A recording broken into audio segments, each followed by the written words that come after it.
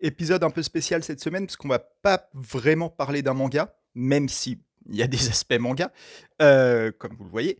Vous avez vu la couverture, ça s'appelle L'apprenti mangaka, l'art du manga, de Akira Toriyama et qui est coécrit avec Akira Sakuma. Alors Akira Toriyama, je pense que vous connaissez, c'est l'auteur de Dragon Ball, qui à l'époque, parce que ce livre que vous voyez date de 85, donc on est sur un livre qui a presque 40 ans maintenant. À l'époque, Akira Toriyama, il est pas encore vraiment l'auteur de Dragon Ball. Dragon Ball vient à peine de commencer. Il est surtout connu, au Japon pour être l'auteur de Dr. Slump, un manga comique, qui à l'époque était très connu et qui aujourd'hui encore est très connu. Ça c'est pas aussi connu que Dragon Ball, mais ça a déjà bien installé Akira Toriyama à l'époque, dans les années 80, comme un auteur, principalement comique, qui était très, très populaire. Peut-être qu'un jour on parlera de Dr. Slump. C'est une série qui est, pour certains, qui est presque aussi légendaire que Dragon Ball.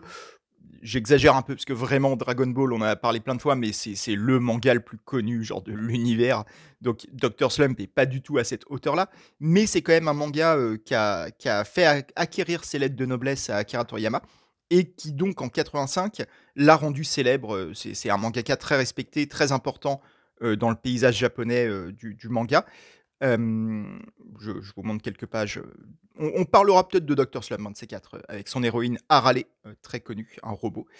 Et donc, fort de ce succès de Dr. Slump, Akira Toriyama fait dans les pages du Shonen Jump, le magazine dans lequel il est publié au Japon, qui est un magazine un peu légendaire, qui a publié beaucoup de séries très connues, il fait quelques petites rubriques assez courtes de deux-trois pages où il donne des conseils d'écriture et de dessin de manga.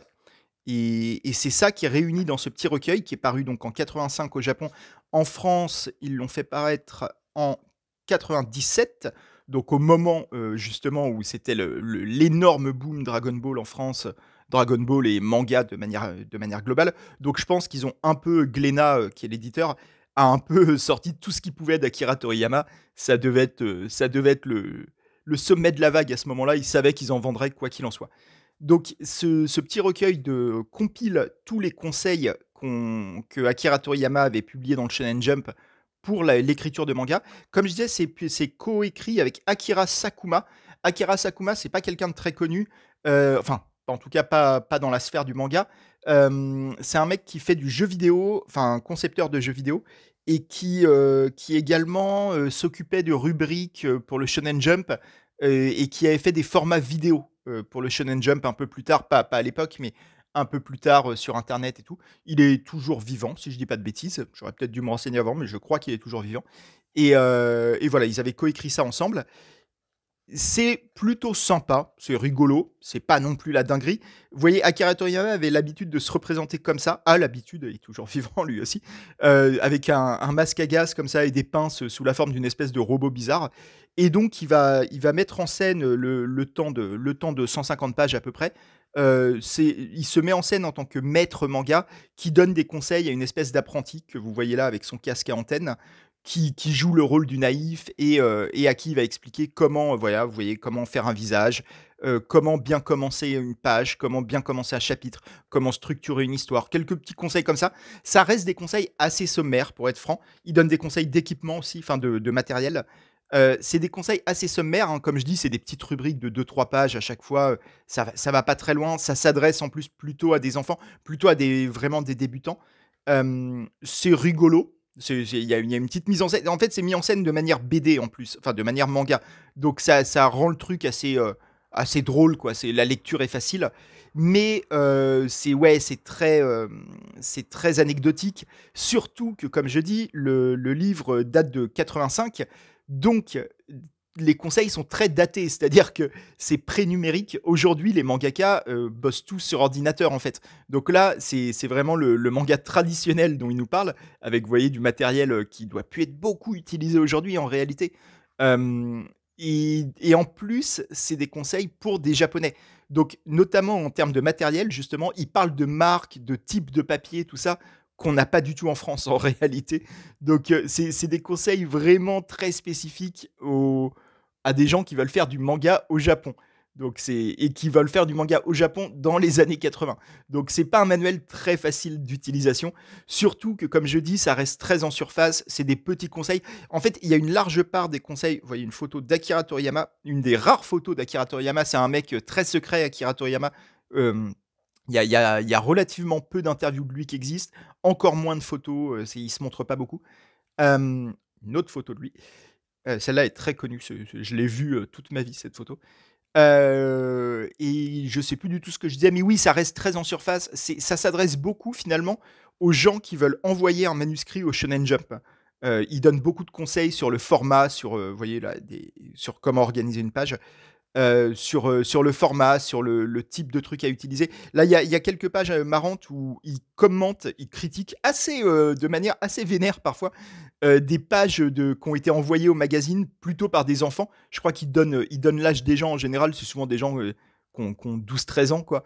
Et il est assez sévère avec eux, c'est marrant. C'est un prof, il dit les choses, quoi. Et donc c'est assez rigolo, vous voyez, il y a plusieurs trucs. Euh, et voilà, c'était des trucs donc parus dans le magazine à l'origine. Il n'y a pas mille choses à en dire. Et à la fin, il donne quelques conseils pour dessiner ses personnages. C'est rigolo, c'est un petit objet rigolo, il n'y a pas mille trucs à en dire. C'est une petite curiosité en fait. Si vous intéressez à Akira Toriyama ou au dessin de manière générale, il y a peut-être deux trois trucs à y prendre. C'est vraiment pas fondamental. Si vous êtes vraiment très intéressé par le dessin, que vous avez envie de devenir dessinateur, c'est très basique quand même. Je pense que c'est pas un manuel qui va vous apprendre énormément de choses. Mais ça m'a amené à lire un autre livre là récemment que je n'avais jamais lu, qui est celui-là, qui sont les leçons particulières d'Osamu Tezuka, autre très grand nom du manga. C'est un peu l'inventeur du manga moderne, hein, en fait. Qui là est un livre beaucoup plus intéressant. Déjà, c'est un livre beaucoup plus complet qui fait quasiment 300 pages et qui est un vrai livre, entre guillemets. Donc il y a beaucoup plus de matière. Et Tezuka réfléchit beaucoup plus au sens presque philosophique du dessin, à qu'est-ce que ça doit véhiculer un manga en termes de valeur, mais même en termes de quel est l'objectif d'un manga. Pourquoi on va raconter une histoire sous cette forme-là plutôt que sous une autre. Alors il y a aussi des dessins, hein, il donne beaucoup de conseils pour caractériser ses personnages, comment avec quelques simples traits on peut complètement changer un visage. C'est marrant parce que ces conseils, pour le coup, sont très accessibles. Ça donne l'impression, moi je me suis jamais trop intéressé au dessin, c'est jamais une forme artistique qui m'a tellement appelé, j'ai un peu griffonné comme tout le monde dessine à un moment ou à un autre, mais j'ai jamais poursuivi là-dedans, jamais été très bon et j'ai jamais cherché à être bon. Mais là, les conseils que donne Tezuka, très rapidement, on se dit qu'on peut les appliquer et qu'effectivement, on comprend ce qu'il veut nous dire. Comment, avec quelques traits, on peut caractériser un perso, même quand on ne sait pas dessiner. Même un bonhomme bâton, juste avec l'écart des yeux, l'orientation du visage, tout ça pardon, on peut très facilement lui donner ouais, un petit caractère, comme une petite caractérisation. C'est super intéressant. Il parle de plein de trucs, ouais, comment vous devez le rôle de l'humour aussi, parce que Tezuka, donc là, ce livre-là a été écrit encore avant l'apprenti mangaka de Toriyama. Là, ça a été écrit en 77 pour le Japon. En France, il est publié 2018 aux éditions Piquet, qui est un éditeur qui publie beaucoup de littérature asiatique. Très bon éditeur au passage. Et ouais, là, c'est des conseils encore plus datés. Évidemment, il parle absolument pas d'ordinateur ou de quoi que ce soit, mais qui sont paradoxalement plus universels. Il couvre un champ qui est encore aujourd'hui tout à fait applicable dans ce qu'il dit. Et notamment, par contre, il y a un truc intéressant qui rend ce livre qui transforme ce livre en un objet culturel pour parler du Japon des années 70, où en fait, à l'époque, dans la tête de Tezuka, le manga est encore quelque chose de fondamentalement comique. En fait, c'est très proche, finalement, son approche de ce qu'il considère être du manga, c'est très proche de ce qu'on peut associer, par exemple, au comic strip, vous voyez, dans les journaux, des petits gags en 4-5 cases, qui ont vraiment comme essence d'être un peu satirique, d'être sur un truc... ouais, le pouvoir comique du manga est son essence pour Tezuka. C'est vraiment au centre de ses réflexions. Là où aujourd'hui, des décennies plus tard, il y a plein de mangas qui ne sont pas du tout comiques, qui n'ont pas du tout de dimension satirique. C'est quelque chose qu'on a complètement accepté.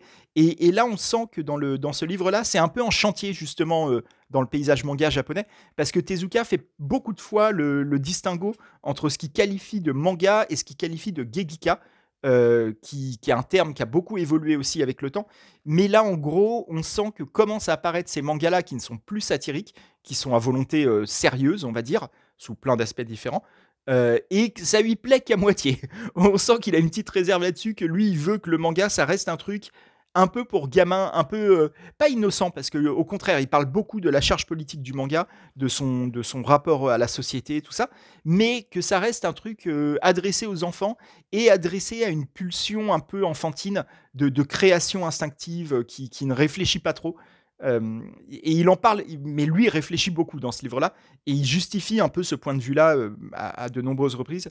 Lui aussi donne des conseils d'achat de matériel qui, pareil, sont aujourd'hui très datés, je pense. Aujourd'hui, c'est surtout une tablette graphique qu'achète un dessinateur. Mais c'est vraiment intéressant. Et là, pour le coup, c'est un livre beaucoup plus intéressant que L'apprenti mangaka.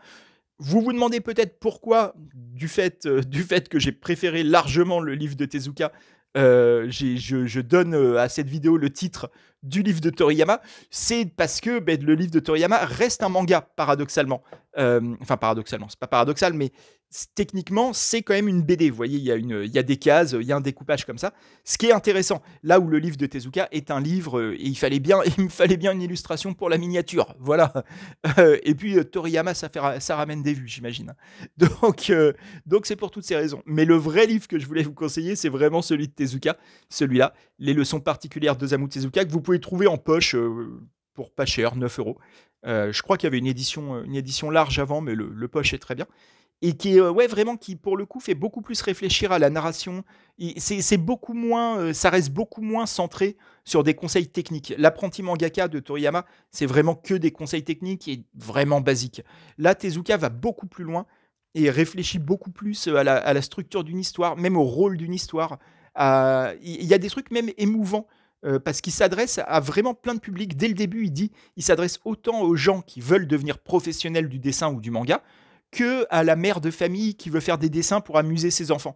Et il y a des passages sur la fin où justement il donne des vrais conseils. C'est cette rubrique-là, avec ces petits animaux mignons, où il donne des conseils vraiment à la mère de famille, quoi. Et vous voyez, dessiner des mangas en famille, le manga de maman, comme il appelle comment dessiner là, ces petits personnages. Et ce chapitre-là est très émouvant sur le rapport qu'on a au dessin quand on est gamin, au dessin fait par nos parents. Et vous voyez, là, quand je vous dis les conseils qu'il donne pour dessiner des personnages, ils sont applicables. Là, en vrai, tout le monde peut faire les dessins qu'il fait. Et vous voyez, il donne des conseils sur comment donner un petit peu de caractère, même à des bonhommes comme ça. Le fait de rapprocher la bouche des yeux, ça va rendre le visage plus jeune. Mettre des petites rides au coin de la bouche. C'est des choses toutes bêtes qui sont très faciles à faire, mais qui tout de suite donnent un cachet différent, même à des petits gribouillages en fait. Et c'est vraiment très intéressant. J'ai beaucoup aimé ce livre. J'ai trouvé que c'était une lecture passionnante à plein de niveaux, pas que pour le dessin. Encore une fois, moi je m'intéresse pas tant que ça au dessin, mais j'ai trouvé vraiment ce livre très très intéressant. Et comme l'apprenti mangaka, il y a un petit côté aussi culture japonaise. Petite histoire involontaire, parce que c'est pas le but de ces livres, mais histoire involontaire des grandes étapes du manga. Le manga en 77 pour Tezuka ou en 85 pour Toriyama n'est pas le manga d'aujourd'hui. Donc ces manuels de comment aborder la discipline nous montrent aussi ce qu'elle était, cette discipline à l'époque. C'est vraiment intéressant. Donc c'est deux livres que je vous conseille, surtout celui de Tezuka, on va pas se mentir, qui sont très faciles à trouver. L'apprenti mangaka, je pense que ça n'a jamais été trop réédité. Il est encore dans une édition comme on faisait dans les années 90 avec couverture cartonnée qui n'a pas de jaquette. C'était, c'était la gueule qu'avaient les mangas dans les années 90 en France. Je pense qu'il a jamais été réédité, mais comme souvent avec Glénat, les mangas Glénat restent toujours très faciles à trouver, ce qui est cool. Il y a peu de mangas Glénat qui sont devenus rares. Donc vous pouvez trouver très facilement ces livres. C'est des petites curiosités. Celui de Toriyama, c'est une petite curiosité. Celui de Tezuka, c'est un truc vraiment intéressant.